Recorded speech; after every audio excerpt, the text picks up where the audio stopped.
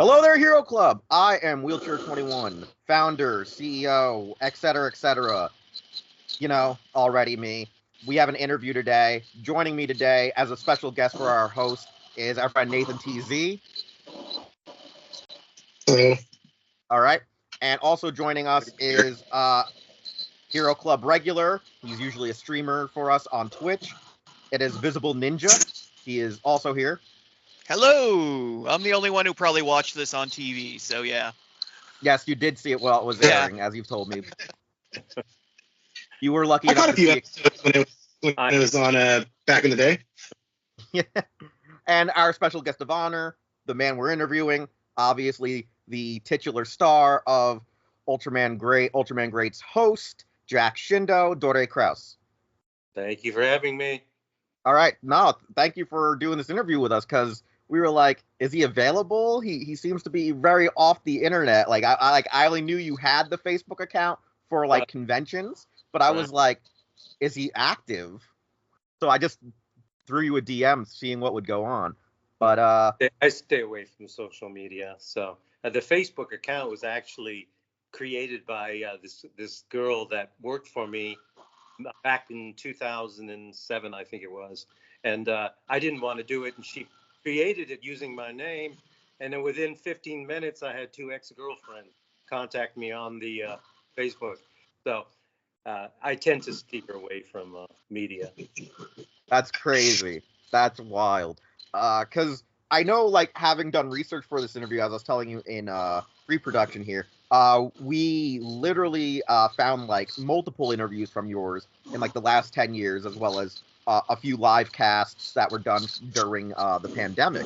So like we had a lot of information on what trying to not to repeat, or I think, what was it, trying not to repeat or trying to, you know, duplicate the stuff. But we do have some questions that are probably you know, similar to ones you've been asked before, because obviously our audience might not know the interviews that exist beforehand. So we'll hope that will get there. Will be different. Because depending on how angry I am or how happy I am. Yeah, because I see a lot of your other interviews. Like, you are very sarcastic and witty, because I was reading like how you were discussing like working with other co-stars, and I'm just like, I want to know more about this then. See if we can get to the root of this one. So yeah. So I'll start with the first question, obviously. Like, what inspired you to become an actor or simply get into the entertainment industry? Well, I think like many actors, there's something missing in your life, that in your childhood you needed attention, or you needed some kind of recognition. And as I was growing up, because I was half Asian, I had a lot of racial prejudice and problems as I was growing up, which made me angry, and so I felt less than.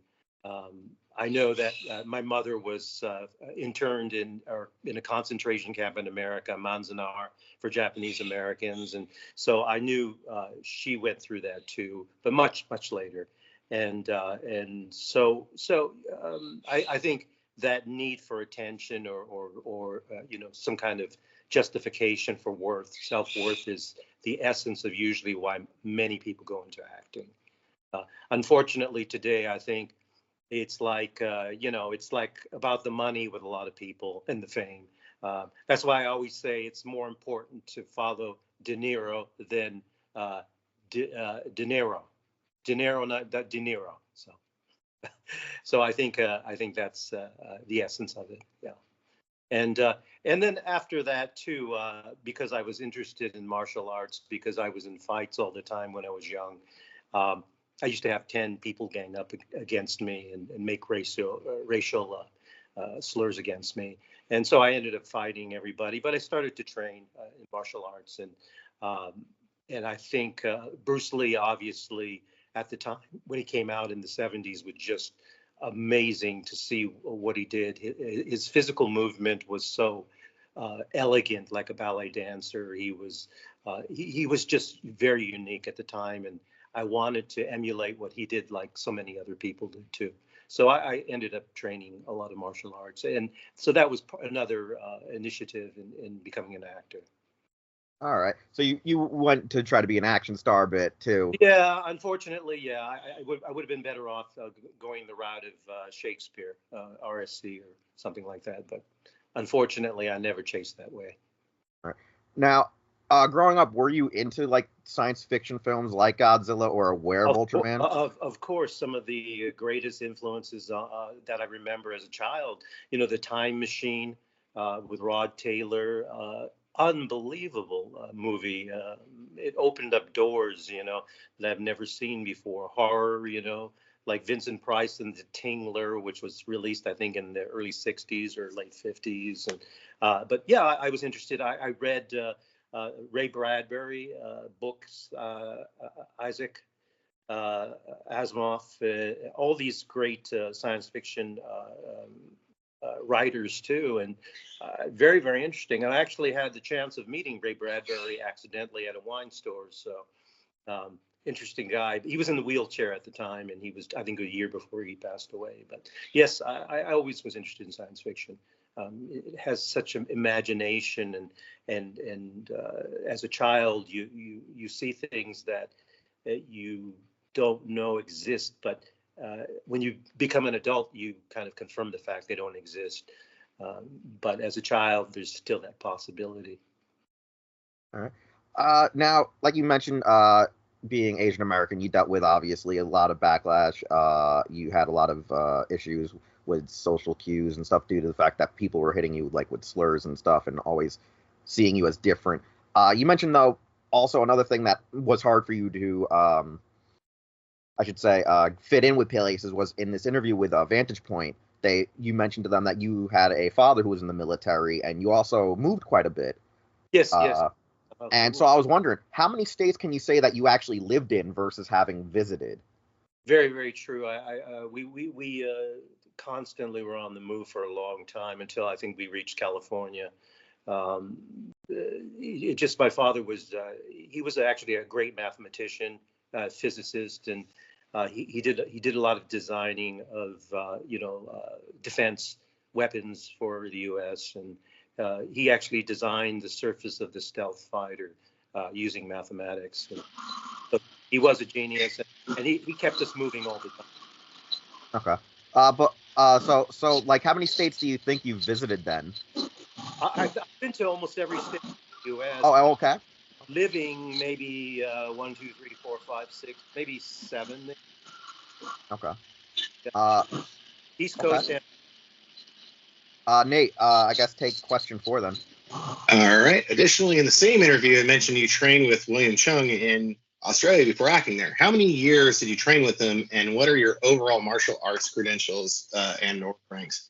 Well, I started out with Jeong Suk Lee, who was a 7th Dan Tang Soo Do guy, a Korean guy, and I started when I was very young, and like anything else, you train and you train, and then everything becomes repetition, and when you feel like you're not changing or you're not acquiring new knowledge, I always tend to move on and look for another way of learning new things. So I constantly went to different people, but William Chung, I go 6 days a week, living in Australia just to train with him. So I searched for him for many years, and I found him in Melbourne, and I ended up in Melbourne, Australia. All right. What do you recall being your earliest role as an actor in either the stage or on film? Well, unfortunately, in my acting career, I don't ever think that I have reached the point of what they call mushin or one-mindedness, where you flow and your soul and your heart and everything goes into the acting. I never felt that I ever reached that point or even came near to it. I might have had pulses of it. I think it's like genius. Everybody thinks, genius is permanent. Basically, you can point to the person and say, this individual is a genius. But in my mind, genius is just a point in time. And some people have more points in time of genius. And, people always associate Albert Einstein with genius. And I believe he had that free-flowing energy where he came across points of genius more than the average person. And so he had, again, more moments in time of genius. But I don't think anybody is a genius. I think we all are going through different phases. And I think just like in music, if you listen to flamenco, they call when you start to play the guitar or you sing or you dance, and your entire heart and soul goes into it, and people look at it and just see that energy and that amazement, and it's rarely obtainable. But when you reach that in flamenco, it's called duende, and duende actually translates as an elf. So basically, it's this elf that enters you and creates this genius. And it's like painting too. Somebody paints and somebody has a moment of genius and was able to go through their hands, through the brush and through the paint and create these images. And I think everybody's capable of genius, but the openings don't happen that often, and people sometimes aren't sensitive enough to draw into that moment in time. Okay, so what you're explaining is that like you think that when you recalled, it was like one of those things of instances, like you just didn't know, you just kind of eventually figured it out, like you're saying? Yeah. Oh, yeah. Well, I think I figured it out later on, but not while I was acting. So I don't think my acting ever had that flow. Another reason why I couldn't attain that goal is because I had set conceived ideas. And unfortunately, as an actor, you're just a gear in a large automatron or a robot. And you have your director, you have your producers, your wardrobe, all these things that get this machine moving and doing things. And I cannot control things as only one gear.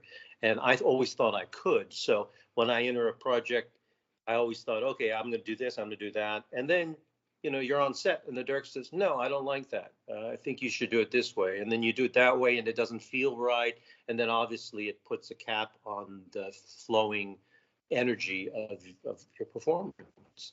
And, I mean, they've assembled a cast of phenomenal actors in a movie and it flopped, and then they put together people that are unknown and have created new stars and new brilliant movies. So it's just you're a part of a machine, and if everybody flows together and the director can see that and sensitive enough to understand each person's part in this machine, then you can create something magnificent. But there's a lot of directors that are able to see this and get the right actors and create the flow. And it's rarer, but it occurs, of course. You have great directors. I mean, you watch some movies of some of the amazing movies that just and they're always by the same director. So obviously he knows what he's doing. All right. And, but in Ultraman too, I mean, in Ultraman Great, we were all inexperienced, most of us. I don't think there was anybody, all the actors were inexperienced except for Gia Carides, who had done some Australian films. And even the director, Andrew Prowse, who unfortunately he passed away, so RIP to him. He was a sensitive guy, a great guy, but I think he was also experimenting and learning. And so we were all learning together at that time. Nate, back to you for question 6. You bring up Ultraman Great, and how did you become aware of the auditions for Ultraman Great, and what was the audition process like? Well, at that time, I was living in Australia. I became a permanent resident of Australia, and I had a friend that was a film director that hooked me up with an actor agent, and he basically just told me one night, I says, I've got you an audition for you, and I said, it's for this part called, Ultraman. And I said, I don't know what that is. And he kind of explained it to me. And he says, if you get the part, you'll become a legend. And I said, oh, okay. And so that was he said I think they've went through 700 editions, 700 people, and you'll be, one of those. And I said, okay. So I ended up auditioning. Actually went for several, I think was it 3 auditions, but they eventually hired. In the newspaper on the front page in Australia, it said that Ultraman was cast, and it was a fireman, an Australian fireman. So I called my agent. I said, I guess they already cast the part, and he said, no. That he called and checked on it, and they said they only cast the man to go in the suit. So just the suit actor was casted, and so it went on, and they called me back again. So I went for several auditions for that, and I learned it through the agent, the actor's agent that was representing me at the time. All right. Did ethnicity play a part in your casting with your Asian heritage? For example, since Ultraman is an Asian icon, did Tsuburaya Pro require an Asian lead? You mean because I was Japanese, half Japanese? Is that why? Is that what you're asking? Yeah. Me? Did they have a requirement that you had to be Asian? I believe they were looking for somebody of Asian background, especially Japanese. I do know that, and I've seen it happen in many instances where they're casting somebody to be a specific ethnicity. They tend to go with somebody that's half Caucasian and half whatever, or Hispanic, because you tend to get features that you can say, oh, he is kind of Asian, and then no, he is not. And I think a lot has to do with the public's acceptance of somebody of a different nationality or race. Obviously, this has been going on heavy duty for the last, I don't know how many years. I mean, it's been going on in the film industry for a long time, since probably the beginning. And I think because I was half Asian and half Caucasian helped me to get the role more, I would say, for sure. Absolutely. Yeah.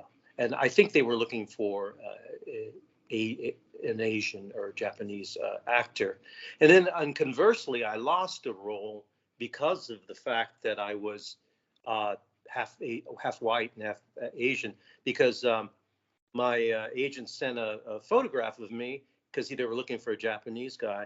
And then the casting director sent an angry letter back or email back saying, can't you read? I'm asking for an Asian actor. And so I guess I didn't look so Asian in the photograph. It's funny too, because when I first saw you, I assumed that you were at least of Maori descent. Because I didn't know you were American when I first saw the show. So I thought you were like Polynesian or, like maybe Singapore, Philippines or Samoan, which I was like, oh, yeah, that could work. That's still Asian. Yeah. But I did not know you were Japanese until like, I think a couple of years ago when you did, I think, Japan World Heroes. Oh, yeah. Well, I actually did a film in Singapore. It was actually the first English-speaking film called Medium, or it was Medium or Rare originally, but it was the Medium. And I played the lead actor who was a serial killer, but he was Singaporean, so he was Chinese and Singaporean. So I ended up getting flack for that too, because I wasn't Singaporean or I wasn't of the ethnicity of the real killer guy. It was based on a real story, so yes, you get flack no matter what, Yeah, I think it's one of those situational things where no matter what, you're in a win-lose situation. Like they might cast you because you fit the description of what they're looking for, the profile of the person, but then you don't have that ethnicity. Although we're all Asian at the core, you weren't that specific nationality per se. Well, and that's, they say, oh, okay, you're Asian, so they don't care what kind of Asian, although there's such a diversity and so many different things about each type of Asian person, but they don't care because if you're Caucasian and you're looking at them, to you, they all look like Asians. And I mean, it's an interesting thing because, if I've had instances where Asians look at me and you don't look Asian at all. And then I have a white person with blue eyes and blonde hair. They look at me and they say, "Oh man, you look so Asian. You are Asian," So really, I think a lot's based on your assimilation as you grow up of who you're around and what you look at, and that's what determines how you see an ethnicity in an individual. Is by what you are and what you're around all the time. All right, that's understandable. Very nice. That is completely. All right, Metal. Take 8. All right. Thank you very much. Anyways, when talking about your classmates in prior interviews, you did mention how you got along with pretty much all of them. Although you often joked with Gia Cardis, how she was the hardest one to work with. Would you mind dishing a little bit on her, maybe? Oh, I don't. I mean, it's not a dishing. It's basically. It's hard to say. It's that when somebody a lot more experience than you, which she did, more experience than anybody, she ended up kind of running the show in many situations. And I think that maybe because of my insecurity, it kind of bothered me. And so, but I mean, overall, we got along. Everybody got along with each other. But there was instances where, you things would come out, and I think the most memorable thing, and I think I've said this before in other interviews, was we were doing the set was a construction site for a hotel, so it was basically all dirt, and then there was holes that were dug, large pits and things, and lots of construction things. And this was I think the final battle between I and Stanley, who was possessed with the Gudis. Yeah. And she was Gudisized, and they put a lot of this kind of it's not grease, it's kind of like a glycogen, kind of a goo of stuff. So they had it on her suit and everything, and I had a scene where I had to carry. This was 3:00 in the morning, and I was very tired. We were filming for, like, I think 13 hours that day, and I was walking across. I had to carry her across this place, and she's not a big girl, she's all but 5 feet tall, but because of the goo that was on her, I was carrying her, and they would cut and say, "Let's retake it, cut," and then they kept doing it over and over, and I was carrying her, and then she made some kind of comment, I forgot it was, and I was so angry, and all of a sudden she just went, and I mean, it wasn't intentional, but she just kind of slipped through my arms and left. I don't know if remembers that, but okay. Yeah.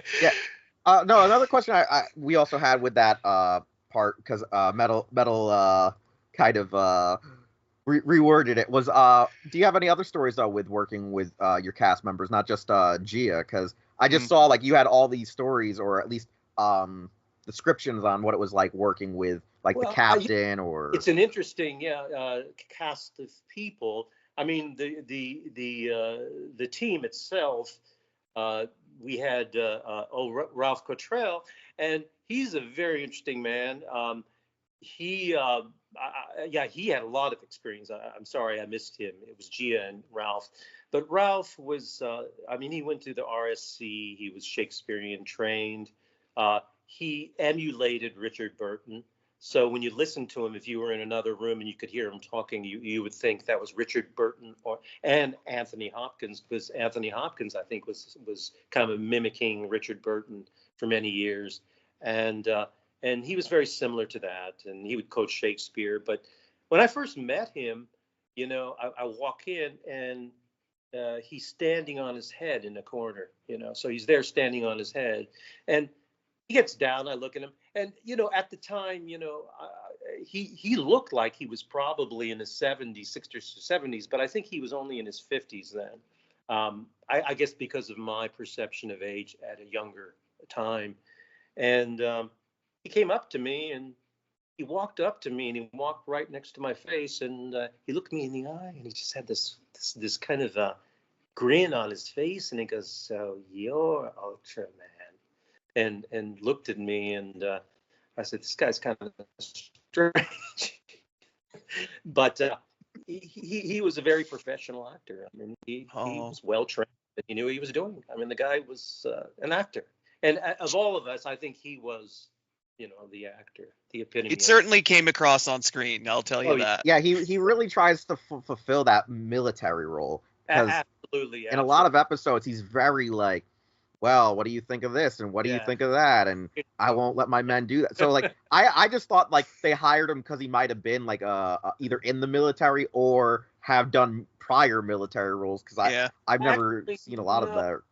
I think they hired him because of his background, the Shakespearean background. They wanted the older, or the commander of the team to be probably, a very well-trained speaker and actor, and that's what they got. I mean, I think they did an excellent job of casting him. He was perfect for the role, absolutely perfect. Yeah, I didn't interact with him that much though, which is my fault. So I think I ended up becoming a sea anemone, so basically just getting all this, every once in a while I would get crap here, crap there, so I ended up going like this tightening, and so I didn't have the ability to take in and give at that time. And sorry, I didn't mean to cut you off. No, go ahead. I was just saying, and I also noticed when watching it, this was like either my second time or third time rewatching the show, I noticed that a lot of your scenes are either 100% with the captain or with Gia's character. Like, we don't see you too much with, I believe, the other teammates. Like, I think maybe you'll have an episode or two with somebody, and the female member of the team who was Asian, I think you barely had any screen time with her, unless it was like the whole team in the same room together. She had like the least dialogue. The writer, I believe his name was Terry Larson. He was an Australian, and I don't know. I mean, he would write many of his style was very Australian, and a lot of the dialogue and things were for me. I would read them and I couldn't say them with feeling because they were so foreign to me in this kind of idiomatic Australian dialogue. And saying them without an Australian accent, wouldn't come out right. Like good day, mate, or and Bob's your uncle. Put him here, and Bob's your uncle. I mean, it just these phrases, and even the way he thought too was very Australian. We kind of had some outage, I mean, we kind of bumped heads a lot, that guy, the writer.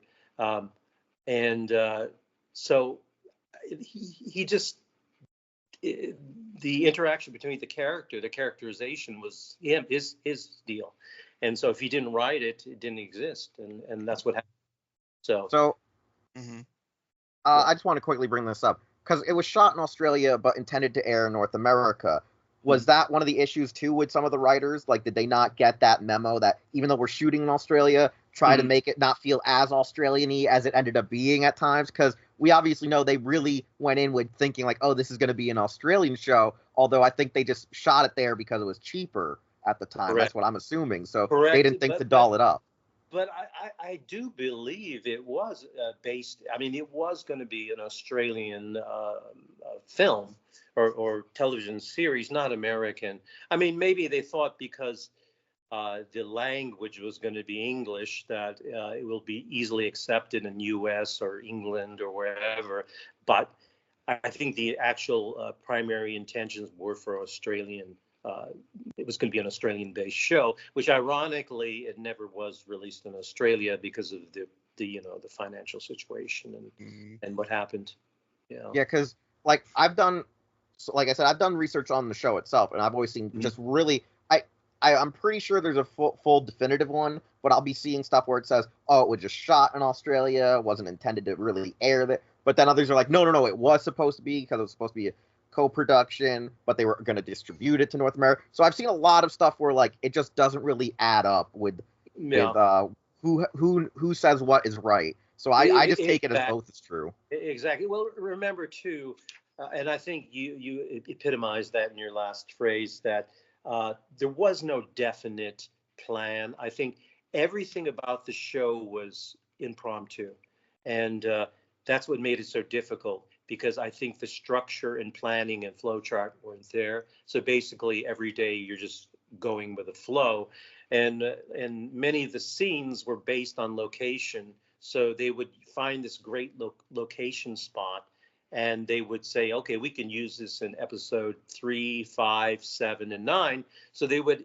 film all of these episodes, the single scenes of that particular location that day. So basically, as an actor, you go in there and you're on scene 3, and then the next cut will be in you know, another episode connecting. So you don't know what's the ahead. You know, you just really never knew what was going on. So. And I think the entire structure of the way things were done was that way, you know, kind of roll the dice and see where it lands, you know. Mm-hmm. And I think, I mean, I'm amazed it came out as decent as it did, because of the what I saw. You know, I saw just everything coming left and right, and you know, never thought it could be put together with anything. So that was kind of shocking for me. And for it to start as a rock, and then it rolls in the snow, and then it starts to get bigger and bigger and bigger and bigger. And I think, you know, today it has more followers or watchers or people that appreciate it than way back when it was released in the 90s. So Definitely. Okay. In episode 4, you had the chance to work with actor Ernie Dingo, who was Gudis controlled Stanley. No. It wasn't Stanley. And Ernie Dingo was the guy during the storm hunting episode. Yeah. Oh, okay. Yeah. Him. Yeah, he's an own character actor in Australia who was in like the Crocodile. Can you Dundee recall anything about working with him for that episode? My apologies. I didn't have a lot of interaction with him. All I remember is looking at him, and he was very tall, but what was shocking is his legs were like about the size of sticks. I mean, and I've never seen anybody like that. I mean, there was no mass to his leg. He was just like just a bone, his 2 legs, and that was kind of amazing. But you know, we talked, and just extremely pleasant guy. Just a very easygoing, pleasant guy. Just really nice to work with, and had a lot of interesting information regarding Aborigines, and educated us in a lot of those things. I think he actually played a didgeridoo for us once too. Okay. But the reason I even wrote that question down was just because as soon as I saw him, I was like, I know this guy, and I was like Crocodile Dundee and a few other movies. And I was like, I had to go look, and I was like, okay, it is this guy, because I literally was like, nah, this ain't the same guy I'm thinking. No, he is actually probably the greatest Aboriginal actor. Period. Yeah, he is on the top of the list of the greatest Aboriginal actors. In the U.S., you rarely see Aboriginals. You know. Yeah, I think a lot of it you'll see it more in Canada, because they'll get a lot of Australian programs and that, and once in a blue moon it'll trickle down into America, depending on where you look. Yeah. I mean, it's like in any situation, like Indians too, American Indians, Indigenous Americans. You know, you didn't see too many, and then when they casted a movie, they used Hispanic people or other people, or painted the white Caucasians and made them look like Indians, which caused an uproar. But that's the same thing too. And that sounds like Kiwis calling me. So. It's okay. Okay. Okay, you've mentioned before in other interviews that you enjoyed the Gudis arc of the series. What about it exactly did you like from those episodes? Well, you know, there was an actual arch villain or an enemy. I think that's the essence of great film in many ways, is you have, you know, that the battle between good and bad, you know, basically. Yeah. And I think it was an interesting. I mean, the name, it was interesting. The way it appeared and manifested was also, and you know, to me, it kind of also reminded me of some kind of virus or disease too. So I think it was kind of interesting when the pandemic came, and I think I went to some convention or something, and I said the Gudis, you know, side and everything. So it also reminded me of that too. So. It works. Yeah. Okay. Was there any ever discussion as to why Gudis wasn't the main antagonist for the whole show? Because they could have stretched that out to the entire series alone, as opposed to just 6 episodes. Yeah, I don't know why. I thought that was interesting. I think it should have always played a consistent factor, but again, the writer was the writer, and we had to follow what he wrote, and that was the plan. Yeah, I gotcha. Totally. Wait, hold on. There's just a question I wanted to ask. So, when the team wrote the episodes, right? Right. I know the Japanese side were credited in the film for writing the show, but how much involvement did the Japanese side actually have for writing? Because I'm supposing it's just translation credits they had. True. And I believe it was translation. I believe the writing was almost 90-something% of this one individual. Writer. Yeah, because I see on the credits when I was watching, it had like 5 different names to it, and like 2 or 3 of them were Japanese, and I sat there and I go, nah, I don't think Konaka actually wrote this. I think he got translated. Yeah, I'm not 100% sure, and I can't, definitely state it as a fact, but just in my feeling and what I saw, I would say 90% was this guy. A little bit was the director, and Gia maybe had some say in it. Yeah, because like I said, when I saw this guy called Chiaki Konaka, who's a well-known television and anime writer, I was like, nah, he didn't. The only thing I could assume was he maybe gave the idea to Tsuburaya to tell you guys to maybe make Gudis a threat, and that's all I think he could have contributed because of how his writing is. I think he was maybe one of those guys who just gave the storyboard idea, and then the Australians just wrote it for him. Absolutely, I agree with you 110%. I believe that too. Yeah. Because it was just very fishy seeing like 8 different writers on like 2 episodes. Yeah, but it was interesting how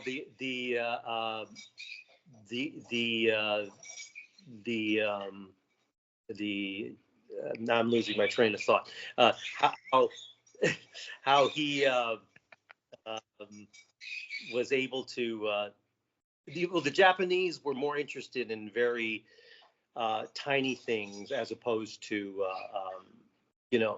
great, more important parts of the construction of it. So. I hope that doesn't come through. No, it's fine. Like I kind of get what you mean. What you're trying to say is they were more looking for like the themes and elements of the show probably than an actual full story. Is what you're trying to get at, maybe? Well, for instance, like when they were trying to determine how to cut my hair, like 2 of the producers came to the hair cutting place to oversee that. Maybe what it's like saying is like. The Titanic is sinking, and somebody's worried about changing a light bulb on one of the top of the deck, and not concerned about what the essence of the problem is or what you need to do to produce a great. So they were micromanaging far too much. Exactly, micromanaging things that really don't have that much impact. Yeah. I mean, originally they wanted me to wear silk suits in the show. Ooh. And they fought, the director and everybody, and then ended up wearing more of the outback, the outback stuff. Mm-hmm. Yeah, because you look like a biker for like probably first few episodes. You look like a military biker. I think on the Japanese bike riding in one episode, but yeah, there's like 2 episodes or 3 episodes where you're just wearing like a military like windbreaker kind of thing. Oh yeah, driving around, and you're like. Ultraman, we need to tell these people. Nah, they can't know I'm here. Like, oh no. Mm-hmm. You see a mirage of Ultraman in the sun. Yeah, I know. I was always going around the corner, Yeah. Okay. All right. Yep, next one. Were you able to watch the monster fights as they were filmed, and what were your opinions on the stunts? Did you ever think the fights were lacking compared to what they produced directly in Japan? Well, I never had any time watching anything produced of the actual kaijus or the monsters. The most I had was when I actually flew in for my second audition. I went into the warehouse and I saw all these cities that were made miniature cities and robots and everything, and I just was blown away. When I saw that, I go, God, I hope I get this part. This will be just like another Star Wars, is what I thought, and I was very excited. And but I never actually saw any of of the robots move, any stop action, any kind of filming or anything. No Harryhausen stuff either. So that would have been nice to see that, but unfortunately, never saw any of that at all. Even the first actor only lasted a week or two. The fireman who was in the suit, because it was too hot for him and he was passing out all the time, I was told, and so they hired somebody else. And I never saw any of that fight scenes either. I mean, I originally thought I was going to do the fight scenes, and because that's what I was training my whole life to do, but I never ended up doing them. I did have a chance to do some fighting, minor things in one of the episodes. I think it was 5 or 6, when I was fighting Stanley in the base inside, and that was the only thing I was able to do. In regards to the show's distribution, during its original airing, were you ever told why it was lacking? For example, most fans like myself, I only caught it maybe once or twice, and it got more popular on the internet as a cult classic. You have any thoughts on that? Yeah, I think the depth of the show, I mean, although it wasn't that complicated, but I think compared to like what was the Power Rangers, I think there was a little bit of substance there to chew on, and I think it probably took a lot of repeating to watch again and again, where you saw maybe some of the Australian innuendos and things, and you start to get things. Plus, I think society has also changed too a bit, and I don't think like Power Ranger style is that acceptable as it was way back, further back, And so I think it was a victim of timing, is what it was. And yeah, people are appreciating more. I mean, I was shocked when I was in Japan how many people came up to me, and I mean, hundreds of people lined up to see me, and I mean, most of them were in their 30s to 40s, and they walk up to me and they say, "Oh, I used to watch you when I was a kid," and I thought, well, you look the same age as me, and then I realized, oh shoot, they were kids, when they were watching it, and that was like 30 years ago. But it was amazing. Some of the most interesting interaction I had was in Japan, and people, coming up to me and expressing their life and how it affected their life too. So it was quite amazing. Yeah, because I would assume in Japan it had a way better distribution, because Tsuburaya having full control there versus internationally at the time. Absolutely. It was probably because I know for a while they would sometimes have it on, like when they first started getting into the YouTube sphere and streaming, they put it up and region locked it because of music rights, I was told, and other stuff that we couldn't see it. And what ended up happening was people were taking their old VHSs, they were importing the Blu-rays, and then they put them up on the internet, and that's how most of us saw it, like, was all the archiving. Because I only, like I told you before we started, I only knew of it because I was looking for Powered, and it was like showing your characters in with their characters in some fan sites. That's probably because I was in the showing of Powered one day. I went to one of these conventions just after Powered. No, I think it was Powered was in the works or something, or maybe it just finished. And I went to this kind of showing, and I was in the theater, and I was sitting I forgot where, in the middle somewhere. And all of a sudden, this guy that was 2 rows in front of me, just down a bit, turned around and looked at me, and he actually got up out of his seat and stood on his seat saying, "You're Mr. Kraus."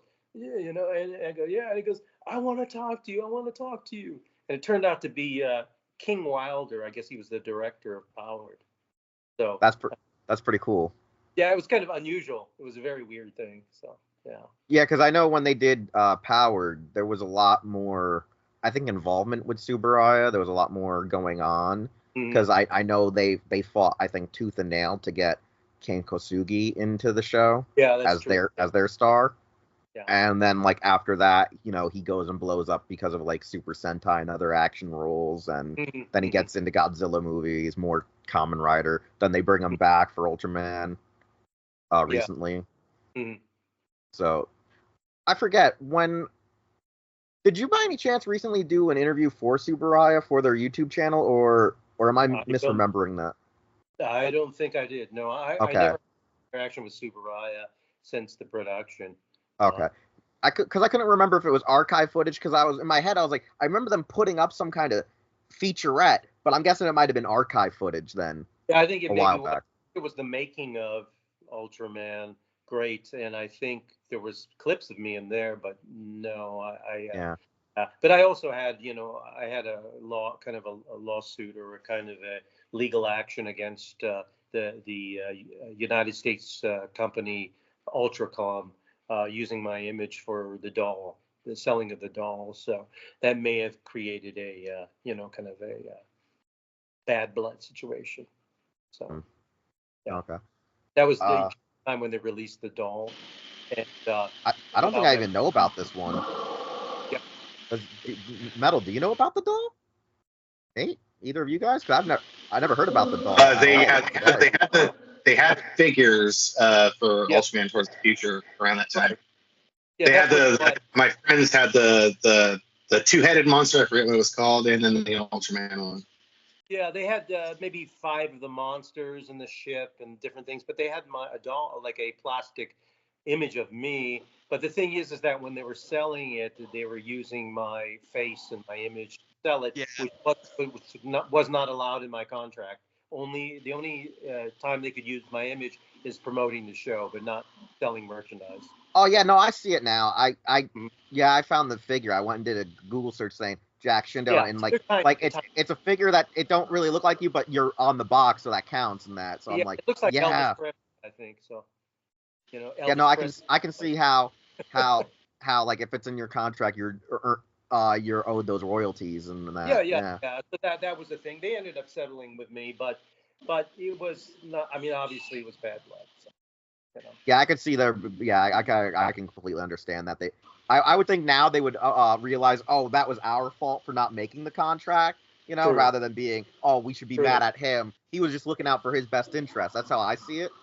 Yeah. So maybe there's room for them to fix that. I mean, I was living in Australia, and a friend of mine, she was an actress, and she was working in the U.S. And she said, "Oh, I see they're selling your dolls on television." And I said, "I don't know about that." So when I got back to the U.S., she said it comes on, when the show is on, like about 6 a.m. So I looked and I couldn't find it. So one day I decided to turn on the VCR, VCR back then, and I turned it on for 10 hours and recorded everything around the show, and I ended up finding it and seeing it. So. Yeah. Okay. That's a wild story though, because I don't think I noticed that you might have mentioned it in other interviews, but the ones I was like combing through, I don't think you brought that story up. That's a very interesting fact. Yeah. I mean, it was interesting. I mean, if it was me today, the situation would have been different. I probably would have let it go. Yeah. But at that time, I was very kind of, a lot of energy, a lot of anger, a lot of, No, that makes I completely agree. Makes sense. Yeah. Why would they go and make a figure, promote you on it, but then like forget to have that in the contract? That's just standard nowadays. That if you're in an action kids show, the contract says if we make your likeness, you're owed some kind of royalty, or you're signing away that the figure is a part of their royalties. Exactly. And I didn't have any kind of royalties after the show was first aired too. So anytime it was shown in the U.S. or anywhere, I got nothing. So. Yeah. Okay. Yeah. Nate, back to you for the next 2 questions. Yeah. So, by the way, you ever play video games? Because they had a Ultraman Towards the Future, and that's how I got introduced to Ultraman, is through the Super Nintendo game. Have you played it? Yeah. I never played it. I never played games when I was younger like that. So I learned about them way later, and people would come to the conventions to sign them, and I didn't know, and I saw it, and I've learned that there was a Nintendo game. So no, I never played it. So. No. Was there a particular prop that you liked from the show, or got to keep following the show's production? Well, after everything finished and wound up, they offered a lot of things for sale.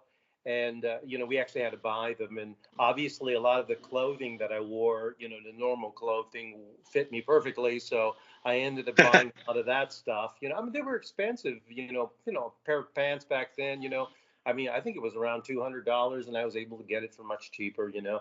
So I ended up buying a lot of that stuff, but they wouldn't sell me one of the pendants. I wanted to buy, you know, the pendant. I And assume that was one of the ones they wouldn't let you get. yeah, there was 3 of them made, I think, and they didn't allow me to buy that. And uh, they wouldn't sell me my jumpsuit, you know, the blue jumpsuit that I used to wear a lot, you know, flight suit. And what else didn't they? You know, there was things that I would have liked to have had, but they you know, they didn't want to sell them. So So here's a question: do you have, by any chance, a version of the necklace now, seeing that's been like sold in Japan for like $30 now, or premium no, versions? Oh, no, I never bought any of that. I many conventions I went to, people brought them to me, and I was able to see them and hold them and took pictures with them wearing it, and so it's kind of a neat thing. But Wow. no, I didn't buy anything like that. Yeah. all right. Do you think, when it comes to your transformation device, like you've seen that they've probably gotten more flashier since then? Because back in the day, a lot of the Showa stuff was very jewelry centered. It was like necklaces, rings, sunglasses, like very basic accessories. Now they're like giant arm braces. Like, have you ever noticed that? No, I did not. No. Yeah, Wow. like one is actually a sword by Oh, by yeah. now that they transform. Yeah, they have like swords, Wow. knuckle dusters. Like they look like literally giant brass Giant. knuckles. Interesting. So like a That. lot of the transformations since then became more toyetic-y, like even in Power Rangers, instead of just being like buckles and stuff, they're like guns, Mhm. swords, cannons to transform with. Like a No, no. lot of crazy stuff that Bandai has done since then.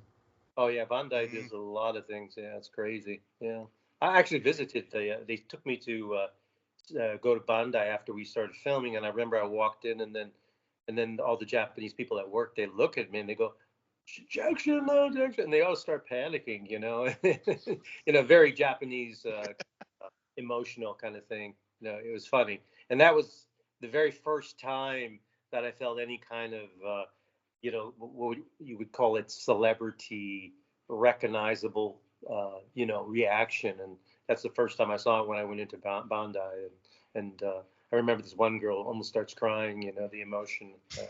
I Yeah, think it's because very, for them, very they're Japanese. not used to running into Yeah, like the actual stars of the shows that yeah, they're working on. very Uh, Japanese. Yeah, yeah. did you ever get to like meet any of the other Japanese alumni before conventions? Like, did you ever interact with them, or was it only because of conventions did you meet, Yeah, like, only say, them? conventions. I rarely. I mean, in my life, I ran into people that knew Ultraman, but not the one I did. And I've only had one instance, believe it or not, uh, after I filmed the show and everything, where a fan or somebody recognized me outside. It was in a mall actually, and this woman and her son or daughter. I forget if it was a son or daughter, but she recognized me, the mother, and it was weird, out of nowhere. I mean, it was strange, and it was in a mall, shopping mall, Mm. and so that was kind of weird. But for the most part, I don't think there was enough publicity or strength in the airing and the marketing of the show that people would have remembered me.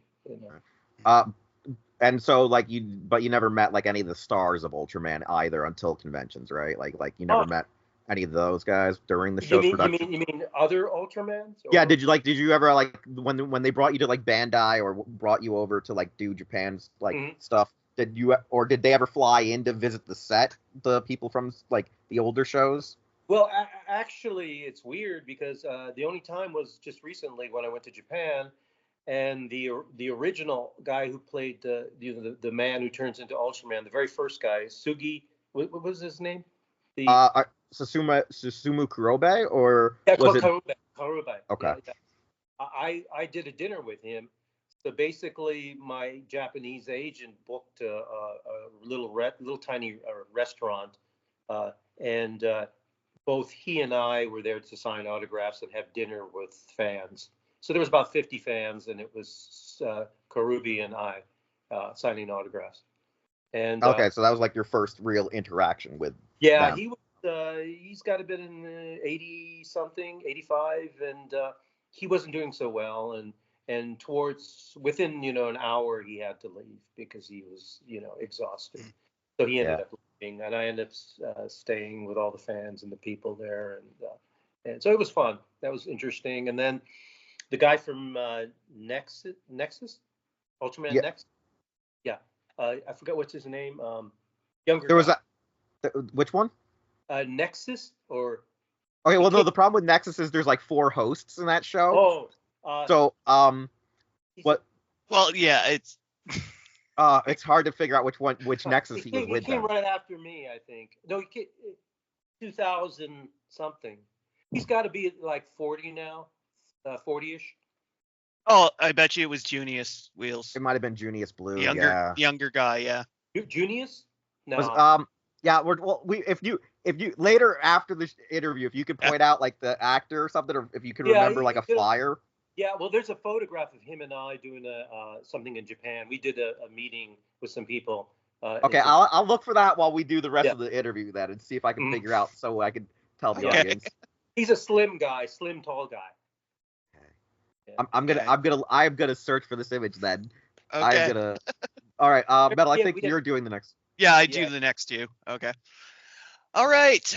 What were your thoughts on Tsuburaya Productions' global expansion of the Ultraman brand within the last decade? Yeah, very surprising because of all the legal or the litigation between who owned Ultraman. I think between that company, I didn't know where it was going to end up. I thought it was going to end up mainly in Malaysia and Southeast Asia, and I was shocked. I mean, I watched the most recent one with the the parrot, the one like it was ironic because I saw all of a sudden it comes on the screen and it has Ultraman and it has this like parrot-like creature, this and I said, oh my God, they got me and my parrot, Kiwi now ultra parrot, and I sent the that cover to a lot of my friends saying, look, Kiwi is finally working with me, because everybody knows Kiwi. So I actually have this piece of artwork done by a well-known artist in Japan, and it has a parrot and Ultraman together.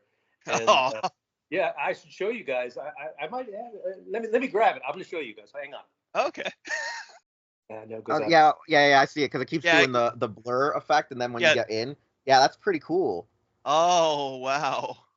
Yeah, I don't even know where I picked this up. The name on it, it actually looks like it says Paulo, P-A, or Paco, it says. So it may be not done by a Japanese artist. It says Paco there, he signed it. But he did it on a piece of paper that has the Hatagana, has the, not kaiju, kanji. It has my brain isn't working, but he did it over that. So yeah, there's a really tiny. Wow. I don't know if you can see it. That's pretty interesting. Yeah, wow. it's interesting. But when I saw the advertisement for the new Ultraman, and I watched it, very well done. I thought the story was much more complete and it well written, and the emotions were good. And I mean, although it was cliche and everything, it worked. It was very good. I enjoyed it. Nice. And the love interest between the girl and the one that was an agent or no? Because he was a baseball. Yeah. Rising. Yeah. Yeah, Rising. The cartoon. It's a great movie.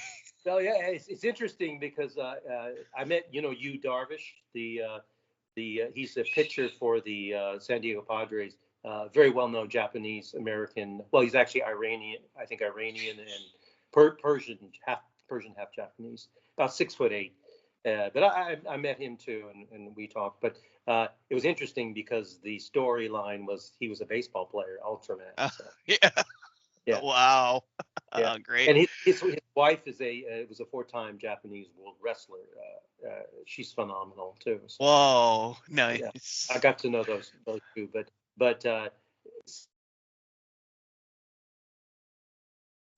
reminded me of him and the baseball. Nice. Yeah. Okay. Yeah. All right. Are you aware that Ultraman Great is still being featured in modern productions, and how does it feel knowing that your show hasn't been forgotten? Yeah, I think that's interesting. It was for a long time. It was the black sheep of the Ultraman, Mm. series, and they swept it under the rug. They were ashamed. There was a lot of factors that bad publicity, and because the product was taken out of Australia and they were left with the debt. The South Australian Film Corporation with a lot of Mm-hmm. debt was very negative, and I think even in Japan there was this negative connotations with the show. So for them to continue to propagate it was amazing. But I think a lot has to do with the reception, with private individuals posting things on YouTube, like you said, where they enjoyed it and they expressed their feelings about it. And then Tsuburaya said, well, maybe it isn't so bad. Maybe we should just include it, as part of the history. And I think now it's being more promoted. And it's like a rock rolling in the snow, and it's getting bigger and bigger and bigger. And I think it's bigger than it ever was before. And a lot of shows are that way too. And even was it the Dead, the Night of the Living Dead stuff, and Jim Cironella, and that show, and he promotes those, and it's amazing how many people are interested in meeting some of the people that walked around like zombies in an old movie. It's just absolutely amazing. We all have things that images and sounds that we integrate in our brain when we're younger, and it never leaves us. And when we are reintroduced to these sounds or these images, it does something to our brain, and I think it actually physiologically gets you high, like a drug or something. And I think that's why a lot of people like to buy toys from their past, or listen to music from their past, because it does something neurologically to you, to your brain, and systemically to your body and your mind. There was some gentleman that worked as an apprentice at a Alzheimer's hospital, and he ended up playing music. He would find out when they were born, these patients, and he would play music, and he actually was able to pull them out of catatonic states. And he was just a assistant there working, and they carried it further and further. And it's interesting, these shows and these things we see when we're young, when we are introduced to them, they just make us feel good and bring us into a different time. All right. Metal, I think you. Oh wait, no, that's me. Sorry, my bad. I forgot who was doing the questions. That's my fault.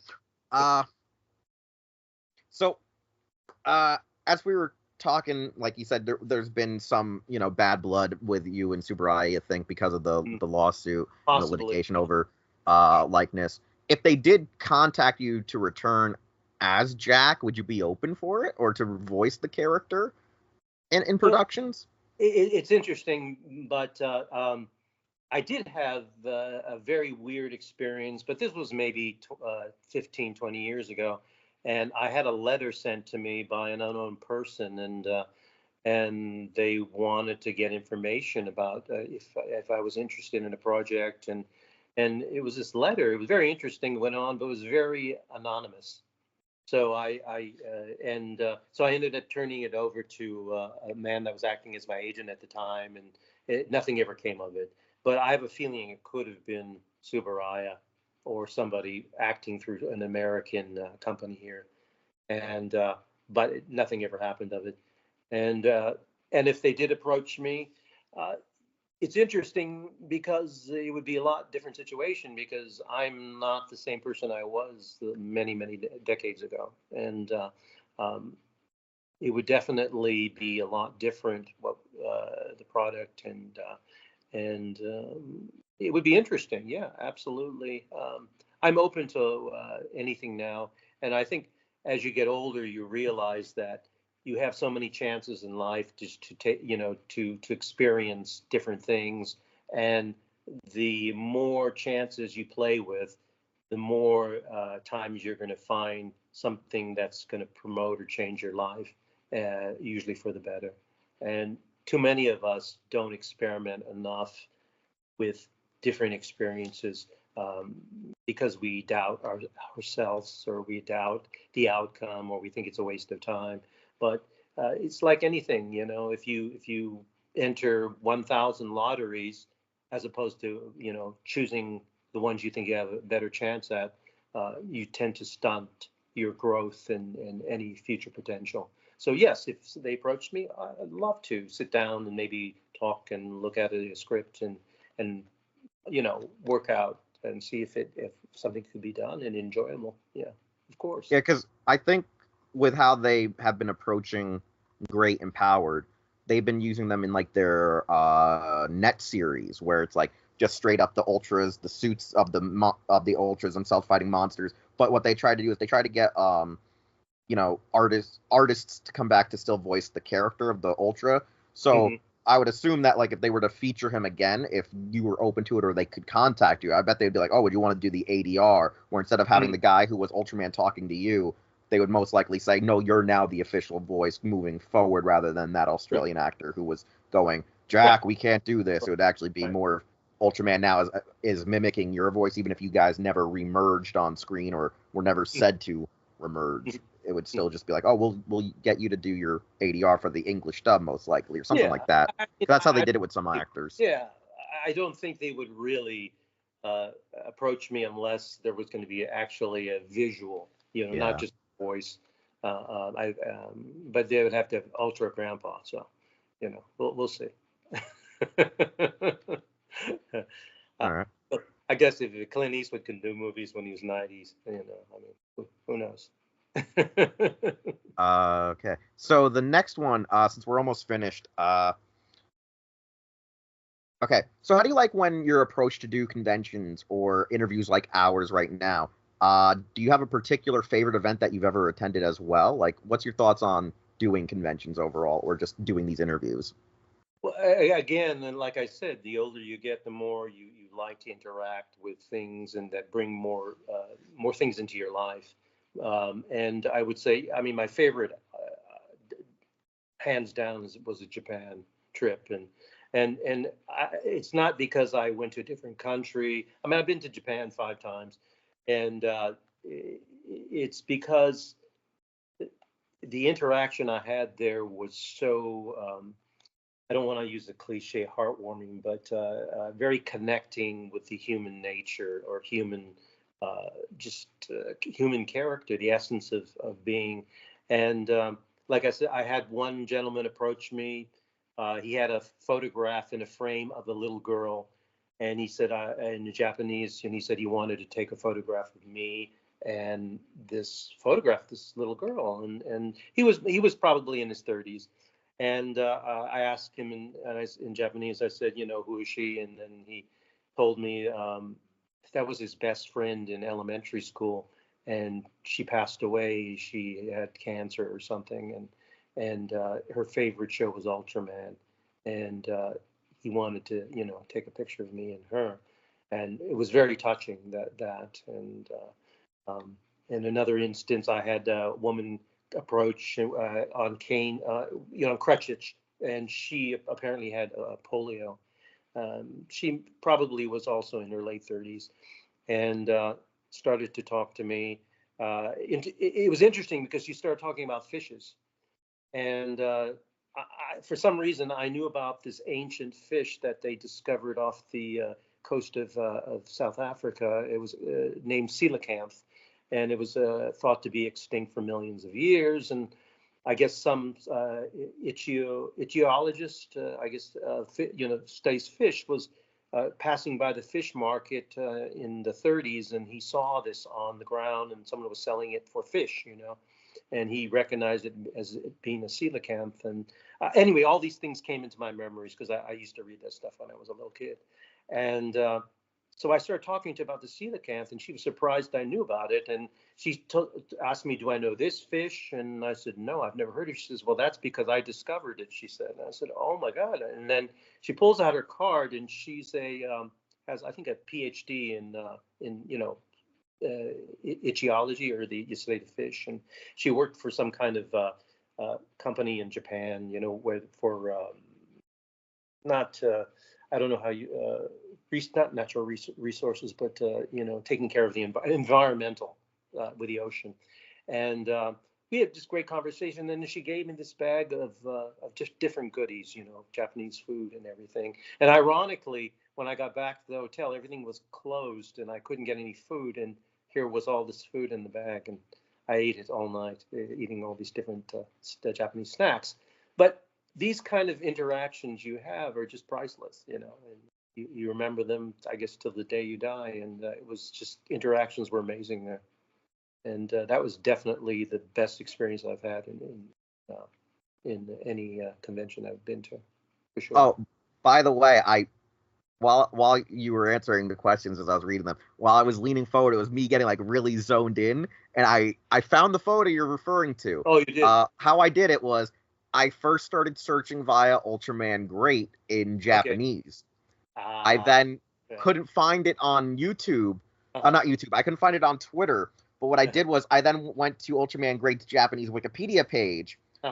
I took your name in Japanese in hiragana or katakana, put it into Google image search, and then someone's Twitter images going, oh, Dore Kraus and blank from Nexus. And then I found a guy who was at the event who has like all these photos of you there that he took photos with you on Twitter. And I found out who it was, because when I saw the image, I said, okay, it's exactly the last person I was thinking in my head that it was, but it was actually Komon, guys. He was with Komon's actor. I believe it was Takuji Kubo? Kawakubo? That sounds right. Yeah. Yeah. You were with Komon, who was, by the end of the show, the host for Nexus. The real protagonist. The real protagonist of. Right. Yeah. Okay. Because I kept sitting there going, oh, it was probably Junius Blue or like Metal. I was thinking it was Red, but then no, it's Komon of all people. But then when you said, oh, it might not have been Nexus, I was like, oh wait, is it Max? But then I was like, nah. He's if he said Nexus, that's 100% probably someone from Nexus. So I found the image, so I can probably source that guy, just be like, courtesy of this user on Twitter, so people know what we're talking about. But it is Como. But yeah, no, I totally agree. Like, interacting with people, especially like you said, you didn't think it was gonna blow up. You didn't think eventually people were gonna find it, and now it's a thing. And then you having gone to Japan, seeing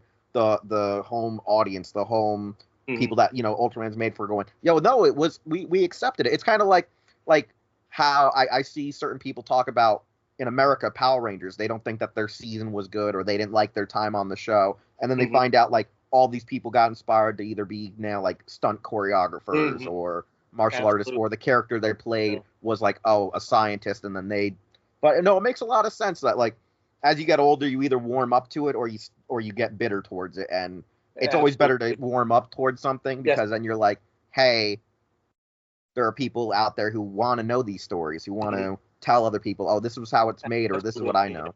Yeah.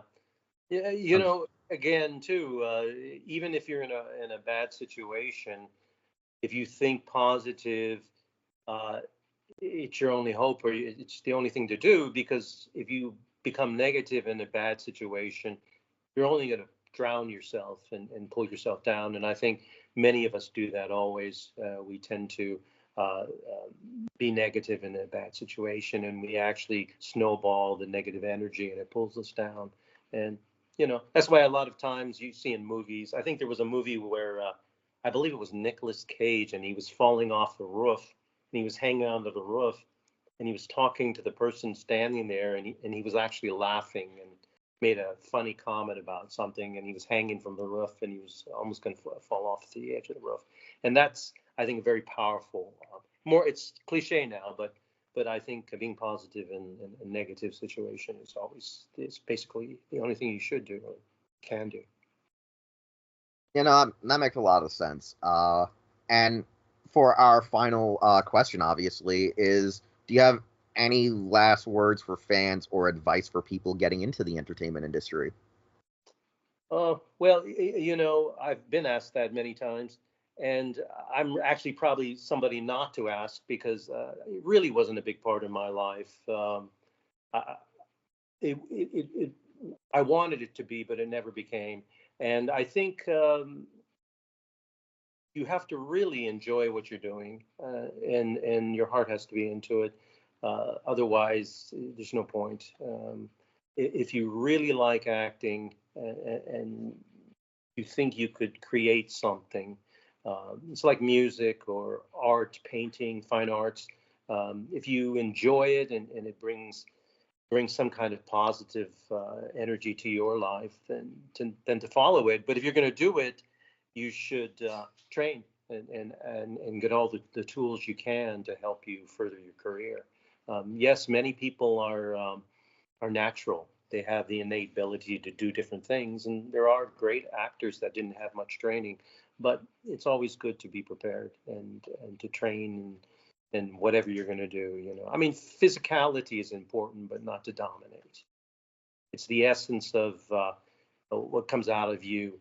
I know that when I watch actors from the 30s, 40s, 50s, you know, Cary Grant, and the acting is so different than it is today.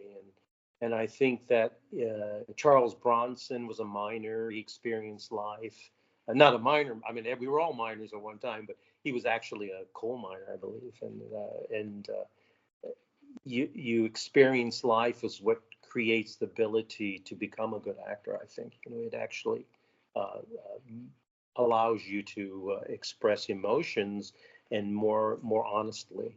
And today the actors aren't like they used to be, and I think that's because many people.